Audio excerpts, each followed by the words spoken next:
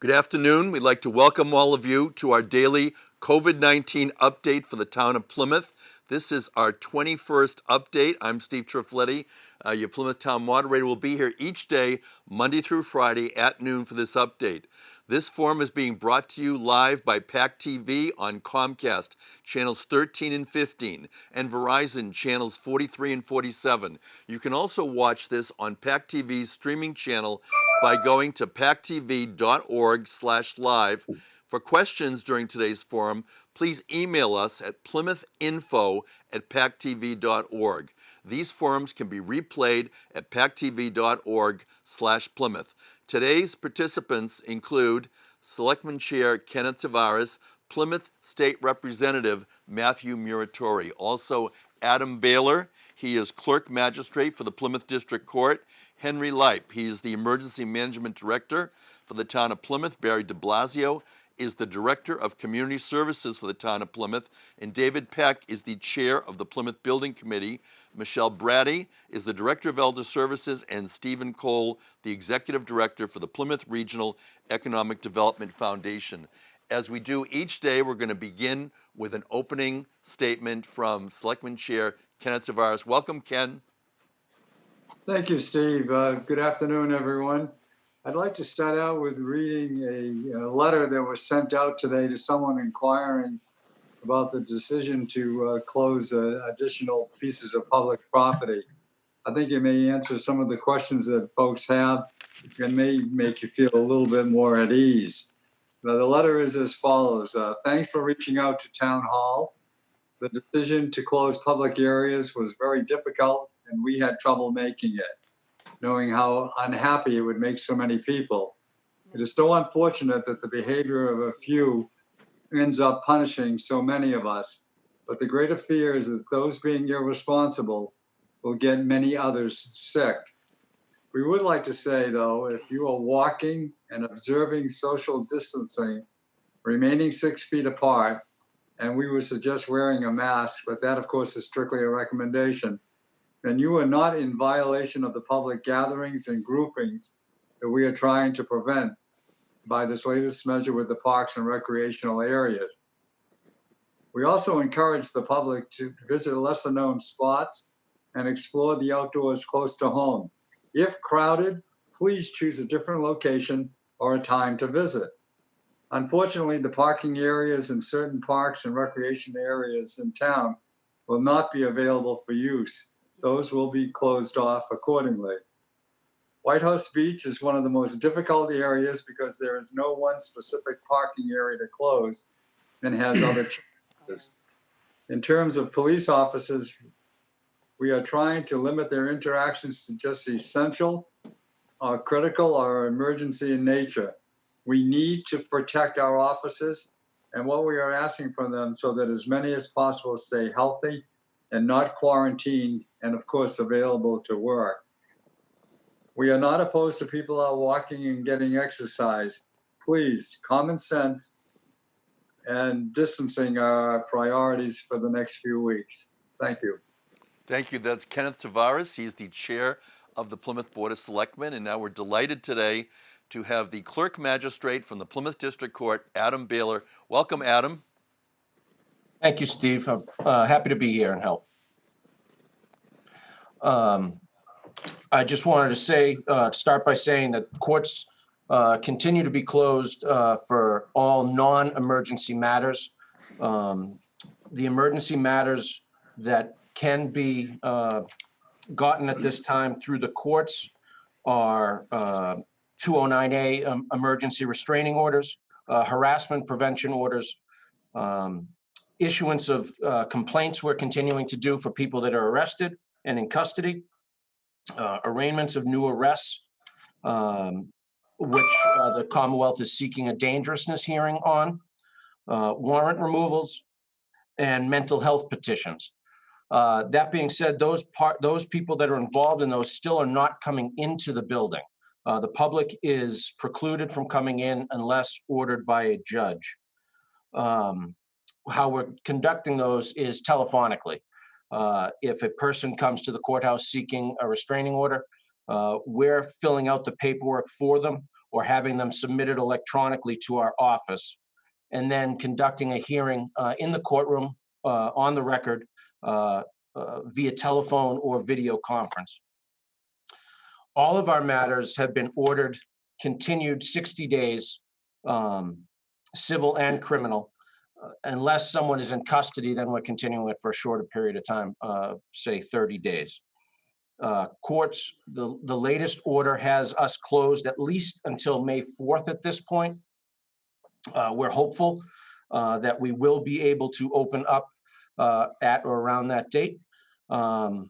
We are all departments are on a court-directed skeleton crew, rotating staff members to help keep everyone healthy. Does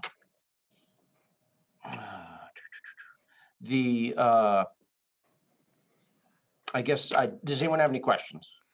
Adam, certainly one question that people have been asking would be, what is the status with civil cases, and also what about evictions?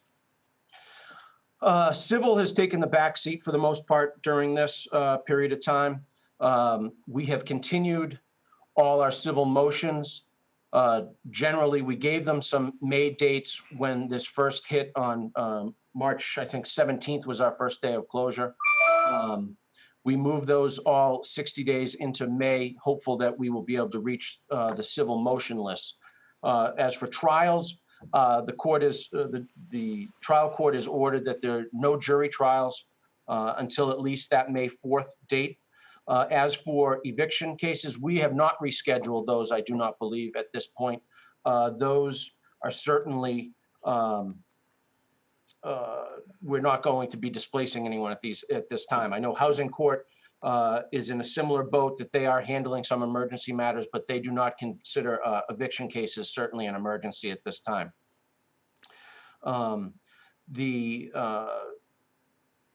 Again, the trials are all off until at least May 4th. We're hopeful that when we get up and running, jurors will be made available to us on a fairly speedy basis. I know that grand juries will not be impaneled until at least July, I believe is the latest. So there's a wait on that. And Adam, you've also been supporting some other courts, the Wareham Court and the Brockton Court? Yes, over the past 2 weeks, Wareham closed for a quarantine period. We covered their emergency matters for about a week, and we are currently covering Brockton District Court as they are closed. They were originally supposed to open today. I'm now told that has been put on hold, and it is likely we will be covering them for another several days. Adam, you've been operating under guidelines from the trial court that were issued some time ago. Do you expect that those guidelines will be further revised? Yes, so they were just revised last week. The original set of orders came through that was in effect until April 6th. Last Friday, we received further orders extending that until the May 4th date that I have mentioned. It's still a wait and see, just like everyone else. Everyone else is affected by this as well. It's challenging, but it's something that we're getting through. My staff has been fabulous. The trial court leadership has been fabulous with communication to us, and it's a work in progress. I'm on a limited staff. We have about 3 to 5 staff members per day. I think our office telephone number and our email address has gone up. Please reach out. There's also a trial court hotline number that has been created. My office is available and ready to answer the phones, answer emails. I'm in every day and happy to assist with any questions that anyone may have. Adam, you're the clerk magistrate. You are able to conduct magistrate hearings. Is there a judge available each day to handle emergency matters? Yes. We generally have 2 judges a day. One has been handling the emergency matters, and just last week, the Supreme Judicial Court issued a decision regarding the presumptive release of certain prisoners that are being held as pretrial detainees as well as people serving sentences, inmates serving sentences. So we are getting flooded with motions for the immediate release of prisoners. Judge Sullivan, James Sullivan, the presiding judge here, is the primary judge for this county in handling those matters. I think in the past 2 days alone, we've received over 60 motions for immediate release of persons in custody. So he's been occupied with that, and we've had a second judge here handling the other emergency matters, the restraining orders, the few arrests that have come in, as well as other issues, probable cause hearings or probation issues that have popped up. And Adam, this is a Plymouth forum, Plymouth's response to coronavirus. You are the clerk magistrate for the Plymouth District Court. The presiding judge, Judge Sullivan, lives in Plymouth, and you've grown up in Plymouth. As we finish, I know you had an emergency come up and you have to leave us, but each day we ask our participants also to give us a final takeaway as to what you'd like to leave our viewers with when they think about the Plymouth District Court and the judicial system during the coronavirus. I guess it would just be patience. We're trying to get through this as best we can and try to help the people that we can the most, the people that are in need of emergencies. We are here to help.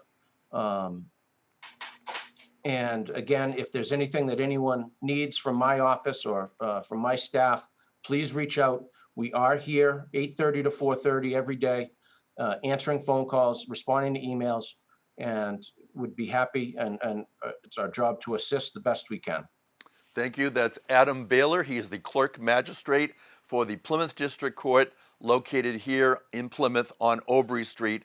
And we thank Adam for his participation. He does have to go back into court at this time. But we're going to move on. We have a lot of people here today. And next, we're very happy to have with us Henry Lipe. And he is the Emergency Management Director for the town of Plymouth. Hank, hello. Good afternoon, everyone. Welcome. I'd like to start out by saying that the Emergency Operations Center is been very busy. It's interestingly enough, it's all virtual, and we are protecting the integrity of this facility for the duration in case it's needed in an emergency capacity, whether it's coronavirus related or some other need.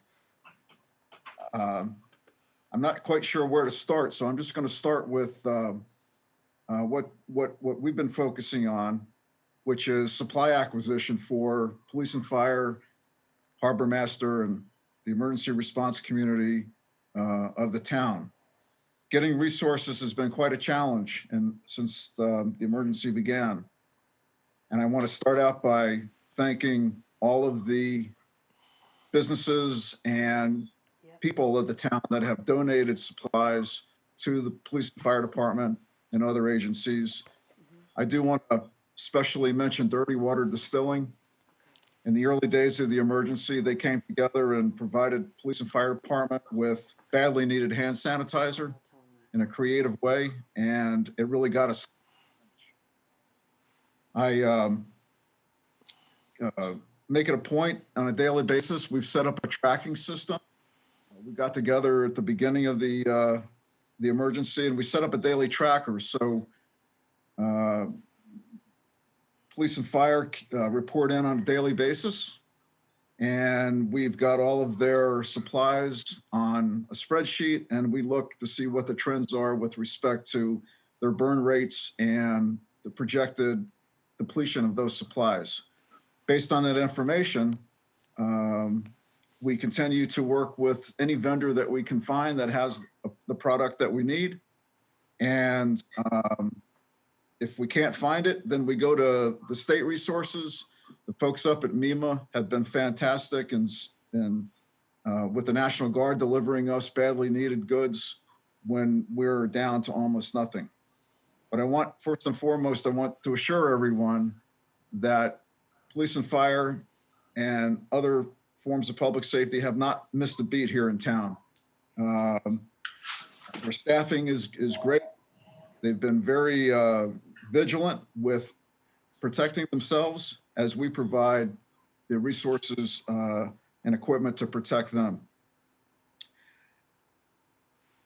So on a good note, you'll hear more about it in the next few days, I'm sure. We've been working diligently with Bid Plymouth to be able to set up their drive-through testing facility. We had a conference call this morning and the plans are coming into place, and I believe that there will be more information coming out in the next few days. That's a badly needed resource here in town, and thanks to Bid Plymouth and their commitment to providing that for the community. I want everyone to know that we are in constant communication with the Massachusetts Emergency Management Agency. Sometimes I'm either emailing or on the phone with those folks on an hourly basis.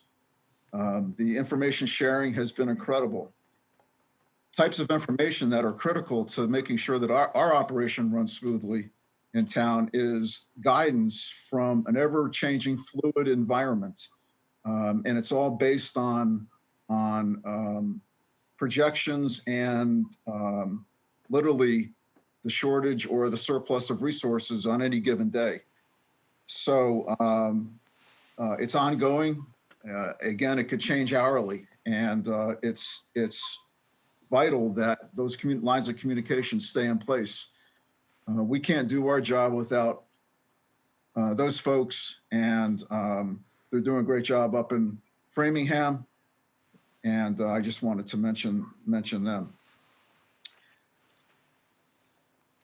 I'm also assisting, once in a while, I'll get an email or a phone call from a community medical provider. We can't forget about those folks. They're running short of supplies also. There is a guidance in place for them to receive both personal protective equipment and also disinfecting supplies. Both of those supplies come not from this office, but come through a system that's in place through Massachusetts DPH and also MEMA. Depending on what they need is the guidance that we give them. So I want to mention that, I mean, there's a ton of information out there, and there's really some great places to get that information. First and foremost is the town website. Anything that we get and gets sent to all the department and division heads, and it gets put on the website on the special COVID tab that's right on the face. So that's huge. Everything that we get, for the most part, unless it's confidential, if it's an interest to the public, it goes on that site. So please go to that site. You'll get everything from town news to the state command center updates on a daily basis. There's also mass.gov, mass.gov. It's got great resources and information at the state level. And please keep in mind, I know it's probably, I'm hoping it's not too long of a wait, but 211 is available if you have any questions regarding anything. Please don't hesitate to call 211. And make sure you get on that text line that the state has set up. And that would be texting COVIDMA and then put in 888-777, and you'll get daily updates through a text with from the state. So it's very valuable. Lots of information keeps flowing through, and we pride ourselves in the public safety community to make sure that we can get it to you as fast as we can. So part of the long-term strategy with emergency management is working with the Federal Emergency Management Agency and also MEMA to make sure that we are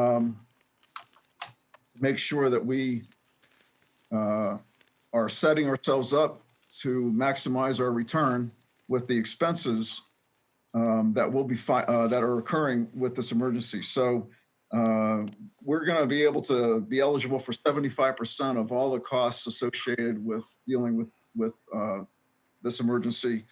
And we want to be in a position to make sure that we can get a return on those dollars as rapidly as possible. That's part of the recovery mode that we're already working on. I'm on weekly conference calls with MEMA with that, getting guidance and making sure that we are getting ready to file our applications in a timely manner. It's interesting, and I want to close before questions, that we have transitioned, coincidentally, out of the radiological era and right into this emergency. But there's three things that have stayed the same.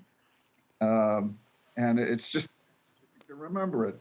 Just minimize your exposure time, keep your distance, and shield yourself and others from potential infection of the virus. So with that being said, I'd like to answer any questions that you have. Thank you, Henry. And we do have questions. We'll be coming back to you shortly after we hear from all the participants. We're now going to go to Barry DeBlasio. He is the Director of Community Resources for the town of Plymouth. Your questions can go to PlymouthInfo@packtv.org. Welcome, Barry. Welcome. Thanks for having me. And Barry, what would you like to tell us about the response to COVID-19 from the community resources? So we've been busy. In my department, I oversee veteran services, the recreation department, senior services, and our library, both the Menominee and the main branch. And so all my staff wanted me to let you know that they've been busy and really trying to change the way that they do business and offer what services they can through the internet. And the library, Jennifer, we'll start with the library. They've increased the amount of downloadable material available to the patrons. So, if you haven't really used our library, you've had a card or you didn't have a card, now's a really good chance to get on that website and look at all the services that are available to you. They have audiobooks, ebooks, music, movies, a lot of stuff that's available to members for free. I think it's a great resource in this time. And you can also, I just want to mention, if you don't have a library card, the application is right there. You can do it all online. It will be processed and turned around quickly, and that will allow you access to all of the material that's there. In addition, Jennifer wanted me to make sure that everyone knows that you can use their Wi-Fi. So the library Wi-Fi is usable from the parking lot. We all have to practice safe distancing, and your car would certainly fulfill that requirement. So if you're in your household, you don't have internet and you really need to access it, the library parking lot is there. You'll be able to see the signal. You just want to click on the patron, library patron signal, and there's no password required. You should be able to get right into it. Jen also wanted me to let you know that reference is there. So if you have questions, research material, email them, and that is plref.ocln.org. It's right on the website, but the librarians are there to answer whatever questions you have. And, they're looking forward to it. If you go on the Facebook page, you'll see some of the cute photos people have been sending in, and they've been really active and done a great job. And, I want to thank them during this difficult time. And veterans, Roxanne and Joanne have been very busy, as you can imagine. A lot of questions about how to handle benefits and deal with situations when it's changing every day. And, for all the veterans in Plymouth, they've built up a relationship with Roxanne and Joanne, and they wanted me to let you know that they're there for you. And the best way to reach them is either by email or through the office number where they're checking phone numbers. Roxanne did want me to make all veterans aware that they are partnering today and tomorrow with Nathan Hale to try and get food to housebound veterans that are in need. Since this is a timely request, We don't normally do this, but Roxanne has asked me to give her direct sell out just for those veterans that are in desperate need of food. And she will try and arrange delivery through Nathan Hale for some food for tomorrow. And so just Roxanne Frazier, 508-726, I'm sorry, Roxanne with Peck, 508-726-7456. And again, if you need the food, today would be the day to call, because tomorrow is the last day this week that they'll be doing those deliveries. Recreation, a lot of changes have happened. Spring programs have been canceled, not just for us, but for the YMCA, for the school system. So as you know, in addition to that, you have all the youth leagues, T-ball, Little League, Babe Ruth, soccer. All those programs have been put on hold. To be honest, for most youth sports, it's going to be difficult to recover any spring season, and that includes our own recreation department. We are shooting to make this summer as normal as possible once the restrictions have been lifted. The website in the Plymouth Rec Department has been great, as has been the Facebook page about keeping people updated. So if you have any questions about the status of a particular class, the best thing to do is to leave a phone message or send an email. And Ann, Holly, AJ, or Matt will get back to you. We are really amping up and trying to, like I said, have as much of a normal summer as we can. We're looking at beach staff hirings and lifeguards on the beaches. We hire in the next month about 80 seasonal staff, and that has obviously been impacted by this. We're looking at different ways to do this and really focusing on when a start date will be. When can we all get back out there? And my other department, senior services, well, we're very fortunate to have Michelle here, so I'll wait and let her talk about the Meals on Wheels and all the great things that they've been doing there. Thank you. Barry DeBlasio, he is the Director of Community Resources for the town of Plymouth. And next, we have also another new guest to our daily update. We welcome David Peck. He's the Chair of the Plymouth Building Committee. Welcome, David. Thank you very much. Glad to be here. And I had approached our moderator to want to provide updates to our citizens about what's happening with our construction projects across town in this age of pandemics. Briefly, they are proceeding somewhat slowly and intermittently dealing with the challenges. But in particular, we received from the governor's office March 25th specific guidelines, first determining whether a project was essential or not essential as a public work project. Clearly, the North Plymouth Fire Station and the Maritime Building are both really essential, public safety and the services to our citizens. So once we passed that hurdle, checking with the state that they are indeed essential, we received pages of guidelines, most of them, sensible, social distancing, wash your hands, PPE, but some specific guidelines that we've applied to all of our projects. One of it is every single worker who shows up at any gate has to sign in and self-certify that they do not have a fever or have been with anybody who has been diagnosed as COVID or even symptomatic of COVID. So there's a self-certification requirement, which we've applied. Our projects have all of that paperwork. They're available for the Board of Health to review should they want to, but we are leaning hard on that. If somebody's feeling poorly, they are immediately sent home. That makes sense.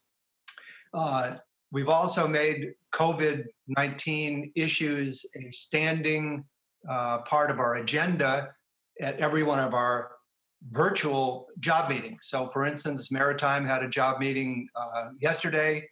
The fire station had a job meeting today, all of them virtually as we're doing this Zoom. And first and foremost, we ask how the project's being affected by COVID-19. Bottom line is, it indeed is slowing things down, but there's some interesting kind of individual implications of what's happening, such as some individual subcontractors have decided to close and just not show up until this passes. So far, that does not affect us because it's a contractor who has completed their work, but could be an issue if they need to come back. Another issue is one of the guidelines said workers shall all arrive in separate vehicles. They shall not share vehicles, which obviously would be violating social distancing. That affected several contractors because they were used to, piling 4 or 5 guys in a van and driving 30 or 40 miles to the job site. That took a while to sort out. We also are tracking costs of delays because part of the requirements besides the self-certification is we can thermometers on site to measure people's temperatures as well as the self-certification.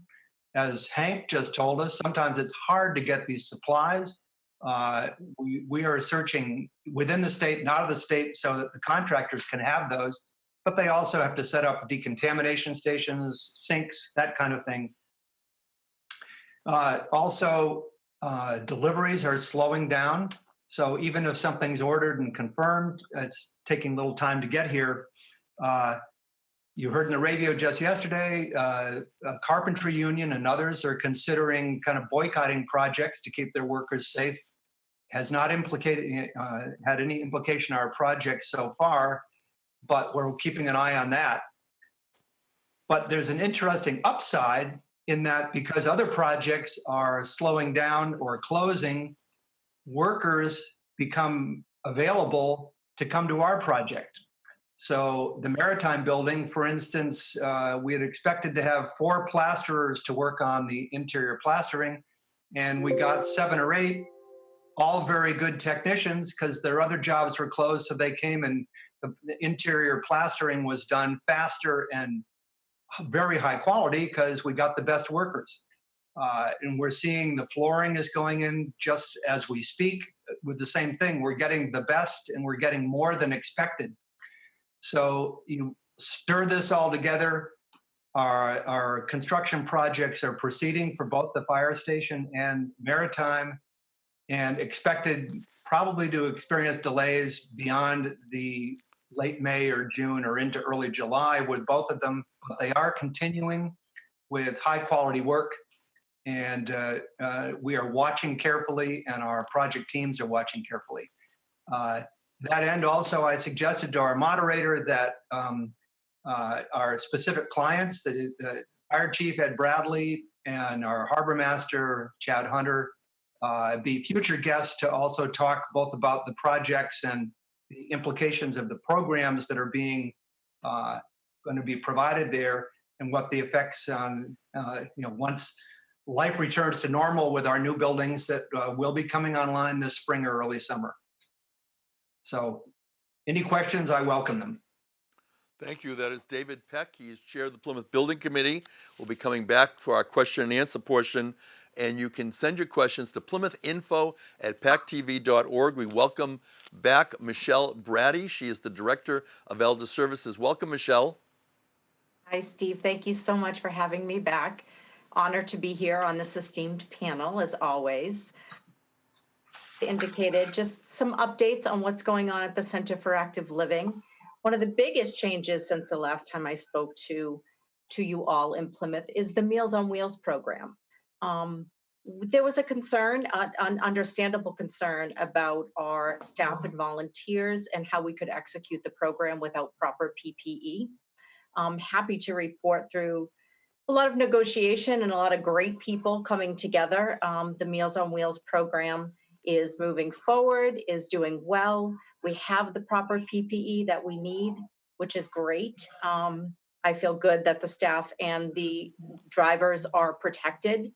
I will tell you that many of you may know, but just a little background, the Center for Active Living is the host site for the Meals on Wheels program. The program belongs to Old Colony Elder Services.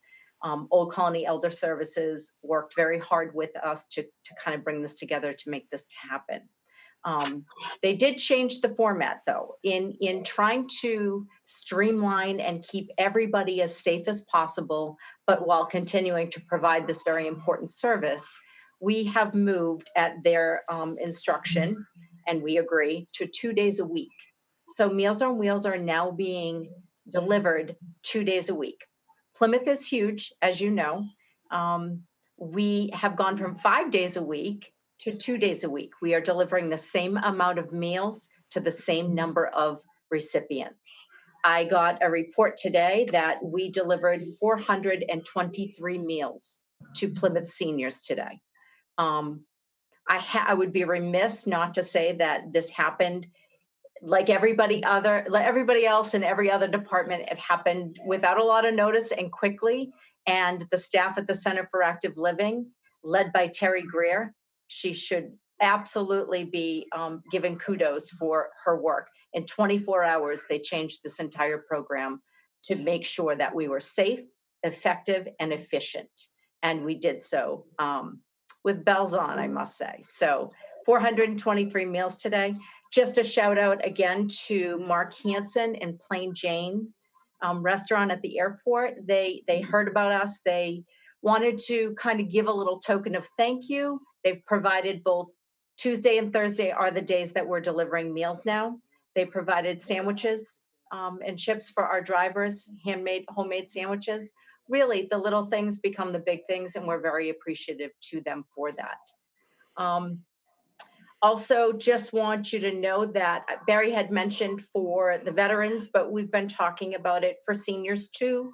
I've worked with Christopher and Diane Hart from the Nathan Hale Foundation, and they have generously offered their services. They have perishable and non-perishable food for seniors. We do have volunteers in our community. If you need that, you call us. You know our number. I'm going to say it again, 508-830-4230.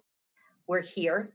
If you need help with that, by all means, please reach out and we'll make sure that we get you some food.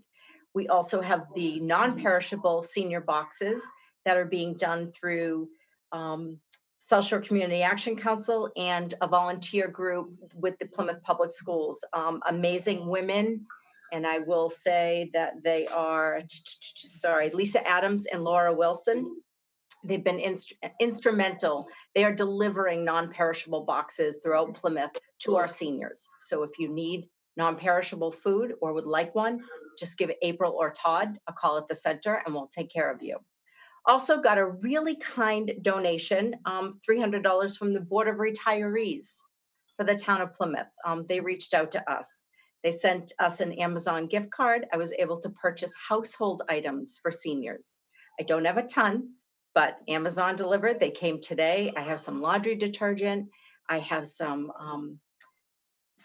bathroom cleaner. I don't have Lysol. I don't have sanitizer. Let's just be very clear. But I do have some cleaning products and soap, bar soap. So I want to make sure that you have what essentials we can get you. So reach out to us if you need that. I will say that, let's see, I'm really happy about all of those issues. Other needs too. There have been some changes in the legislation in regards to, for example, SNAP benefits or fuel assistance. For those seniors that need some help navigating that, we have posted on our Facebook, and we do a constant contact that many of you get almost daily. And we've provided that information. But if you need help navigating those systems, I know people are reaching out for some unemployment benefit help. Call us because we will be glad to walk you through that. As we always say, we are here 24/7. Well, not 24/7, but we are here to answer your calls, your emails. We will return every call. You know that I do a daily and every other day call to all of you just to try to impart some important information. I appreciate the outreach and the feedback that you give. We have upgraded our system, so you now are getting that call from the Center for Active Living phone number. rather than a spam or a Cambridge number, so people can easily identify who we are. Can't say enough about the Meals on Wheels volunteer drivers. Without you, and our chair, Mr. Tavares, did inform me that his niece is helping today, so that was wonderful. But without you, we could not execute this very, very important program. So thank you so much. That's what I have so far. Thank you, Michelle Bratti, Director of Elder Services. We're going to go to Stephen Cole. He's the Executive Director for the Plymouth Regional Economic Development Foundation. Welcome, Steve. Thank you, Steve. It's a pleasure to join you again from the comfort of my couch in front of my lovely IKEA wall art. I think I'll lead today by reminding folks that today is the last day that you can register for the gift card giveaway, the Restaurant Week Sweeps Week. We'll be drawing names tomorrow. America's favorite Ed Santos will be joining me in the PREDF office, and we'll be drawing names for 55 plus restaurants based in Plymouth. You can send an email to me, stephen.cole@plymouth-ma.biz, B-I-Z. Thank you, Steve. Look forward to answering questions on the second round. Thank you. That's Stephen Cole. And we're now going to go to the opening statement from our Plymouth State Representative, Mathew Muratore. Welcome, Matt. Hey, Steve, how you doing today? Thank you all. Some great comments from people. Thank you to all our guests. Let me today start with our numbers as we usually do.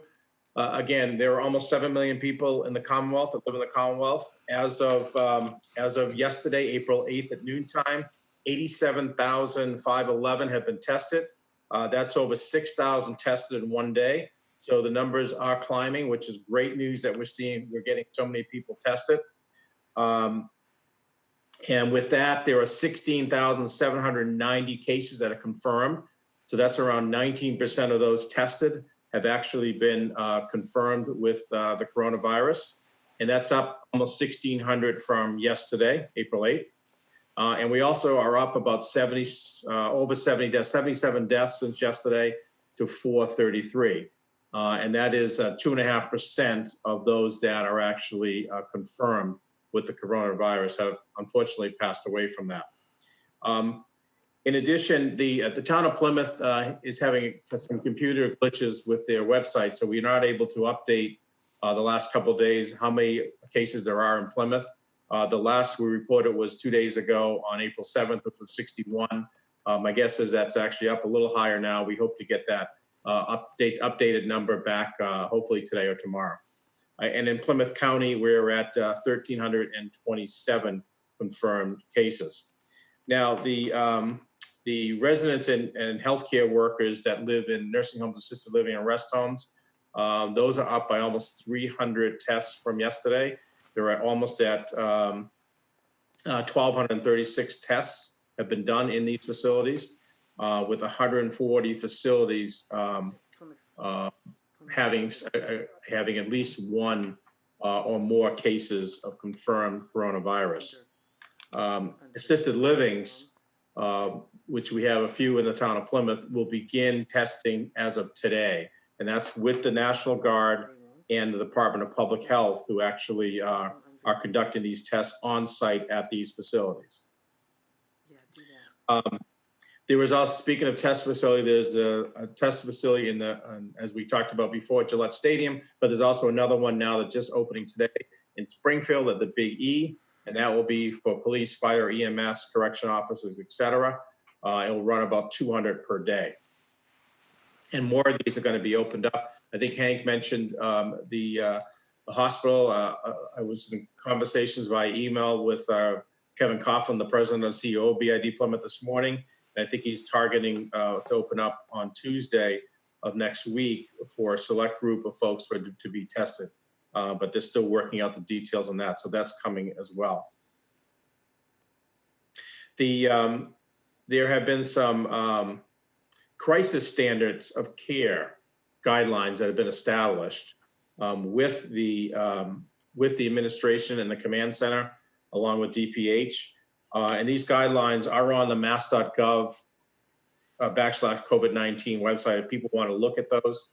But they're kind of interesting they're looking at the worst case scenarios of what happens if we don't have enough resources, that we're scarce on the resources, whether medical equipment or what it is, et cetera. So those guidelines are now up for healthcare providers, healthcare institutions to actually start viewing on their own. Again, the grocery store guidelines we discussed yesterday, I won't go into details, but those start as of today. So you'll start seeing some differences. Only 40% of the store can be occupied at a time. One-way lanes are being posted as well, so you'll see those. In addition, the governor has issued some language about protecting healthcare workers, first responders from liability protection. So that is happening as well. Again, there's back on the nursing homes, I forgot to mention, there is a family resource line through the state that folks can call. I mentioned yesterday. I'll mention again today. If you have any questions about a loved one in a nursing facility that you have, or a assisted living or a rest home, 9 to 5, Monday through Friday, 617-660-5399. Department of Children and Family Services, they're trying to get the word out that they are open and they are available, although they are remote. They do have an office here in Plymouth, but because of the coronavirus, they're working remotely. But they are available Monday through Friday by calling 508-732-6200. Or off hours is an 800 number, 800-792-5200. So we want to make sure that anybody in need of children's and family services know they are actively working and helping out in any way they can.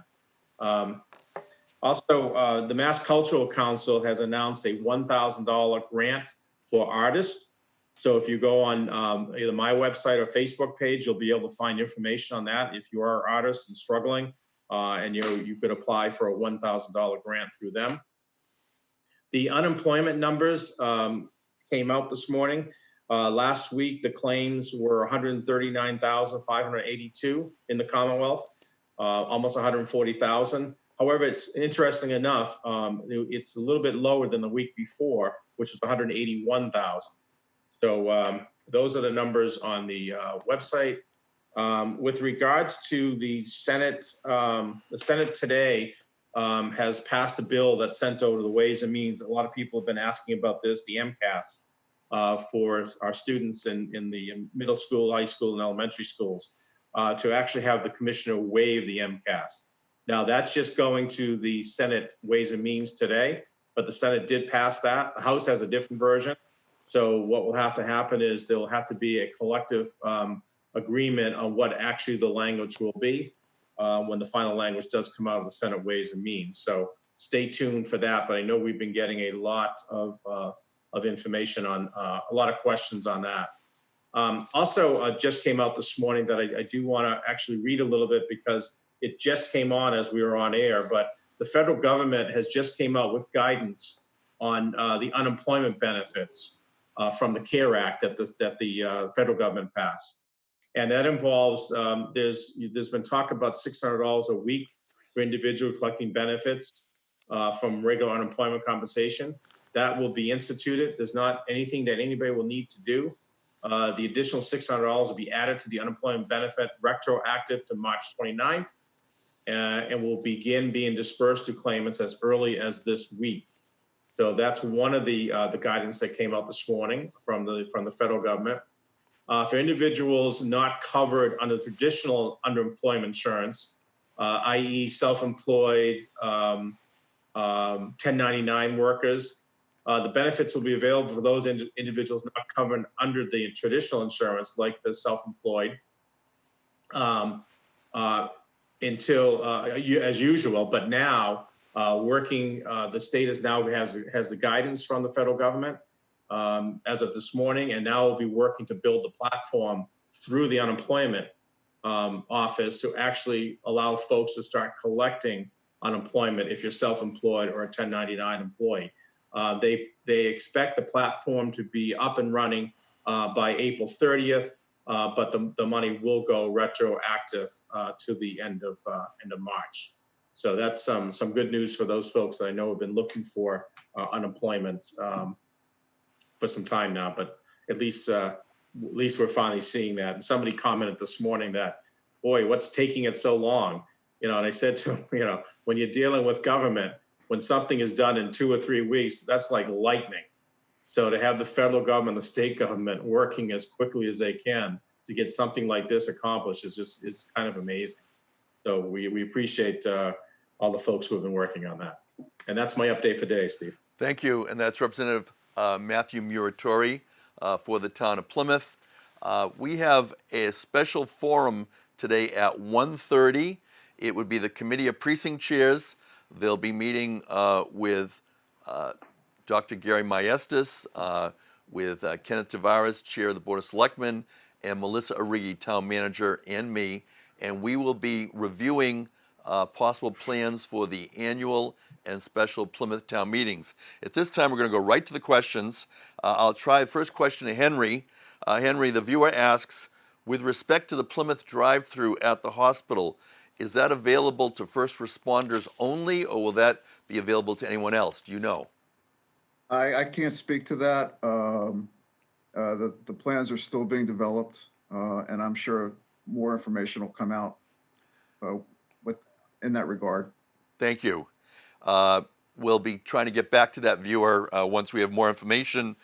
David Peck, you talked about construction workers working on town projects. A viewer said that there is construction currently going on at Route 3, Exit 5, heading south.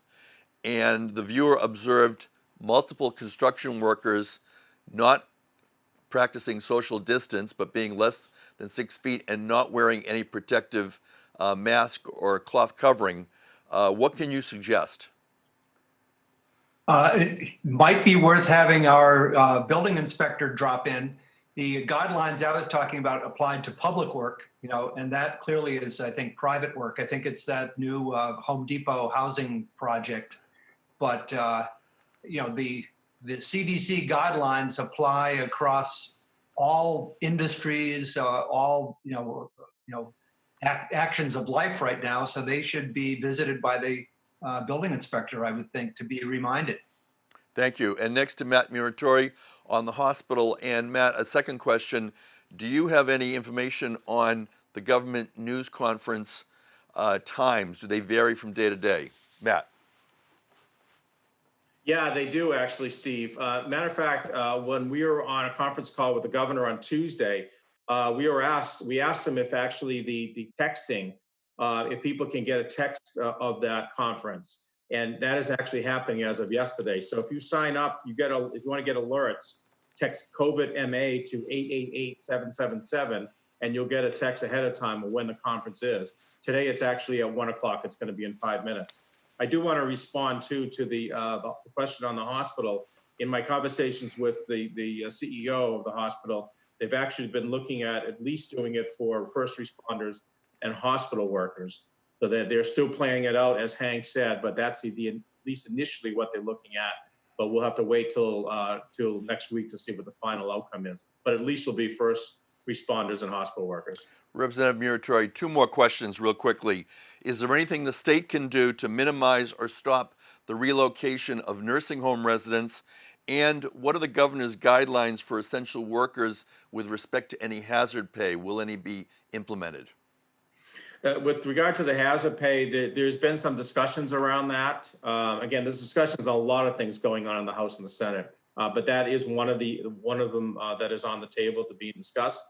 With regard to nursing home patients being moved into different nursing homes, we actually had a conference call yesterday with Secretary Sutters from the Department of Public Health, and that was one of the questions that was raised. And they're trying to actually do that in a minimal way. What they're trying to do is open up, I think, maybe 2 or 3 more closed buildings, former nursing homes that have been closed throughout the Commonwealth, and try to open them up to people, either for people who have the coronavirus or people that or residents that don't. But they're still working on 2 or 3, but they're really trying to minimize that as much as possible, because they do understand that the strain it does have to move an elder out of a facility. But you have to weigh that, as the secretary indicated to us, you have to weigh that with the risk of what it's causing everyone else, including them. So these are difficult decisions, but they're mindful of those concerns and carefully monitoring those and carefully making those decisions. Thank you. And I can further add, a friend of mine this morning texted me and let me know he is an aide to a disabled person, and he just received a $1.50 an hour increase, hazard pay, but he works for a union, so some unions are able to implement that. Michelle, a viewer wants to send an online order to you at Nook Road, to the Council on Aging, to Center for Active Living. Would there be someone there to receive it, or what should they do? If they could give us a call first, just so we can get some of those details and go over, so we appreciate that.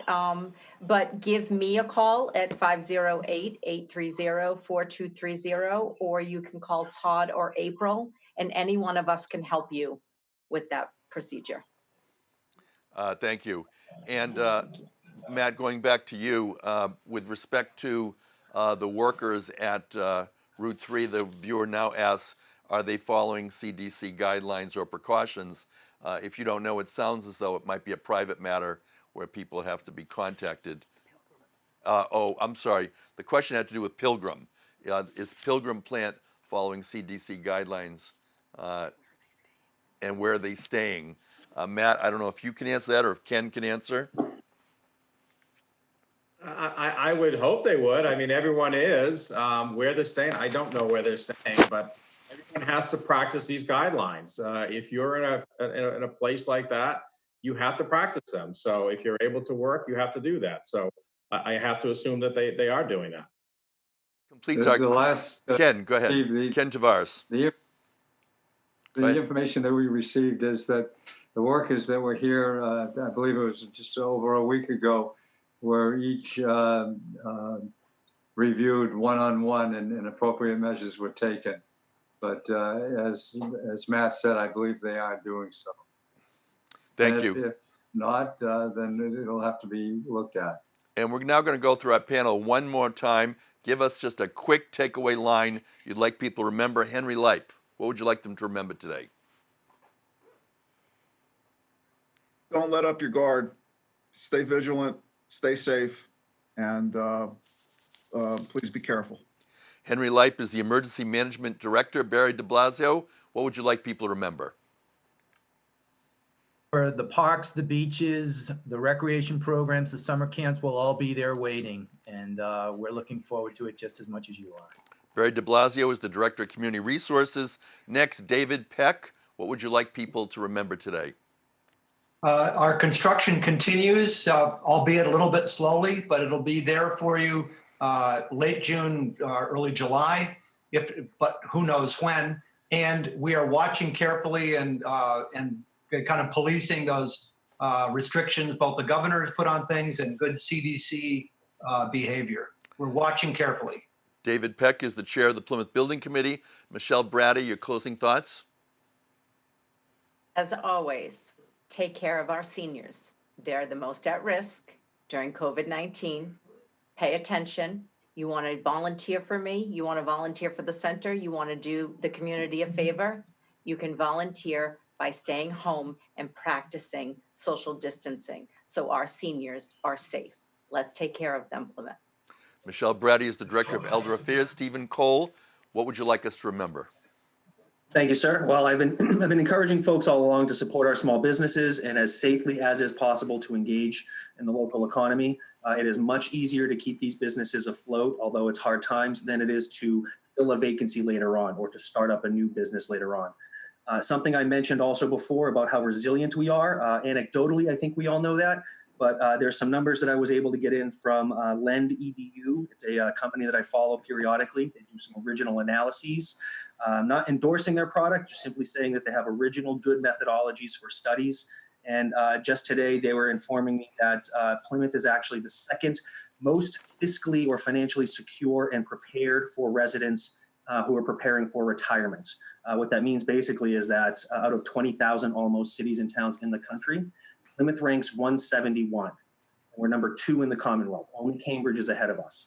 So that's to say that I think we're in a very secure position. I know a lot of seniors watch our show, and I want to make sure that those folks understand and know that all of the data is, as it's coming in, I want them to feel reassured that we were strong before this. We're going to be stronger after this. Stephen Cole is the Executive Director for the Plymouth Regional Economic Development Foundation. We're going to close with a closing statement from Matt. Yeah, thanks, Steve. And, seeing everyone on the panel today, it reminds me that we've got a lot of great employees in the town of Plymouth, and we want to thank all of you and your staff for what you're doing to keep government going, to keep us safe, to keep us protected. And please make sure all your staff realizes that they are they're very well respected, and we applaud them for what they're doing, and big thanks to all of them, and continue the great work. Again, as I end every day, stay informed. You can stay informed by going to mass.gov/COVID-19. If you have any questions, call 211. If you want to get alerts, as I indicated earlier, through text, including when the governor's press conferences begin, text COVID-MA to 888-777. And if you have any health questions, go to bowie.com/mass. 1 o'clock. Stay home There he sit. and stay calm. And remember, together, the more we come together by staying apart, the faster we'll go back to the people we love and the things we love to do. We'll see you all tomorrow. Mathew Muratore, Plymouth State Representative. He joins each day with Ken Tavares, Chair of the Board of Selectmen. Ken, your closing thoughts.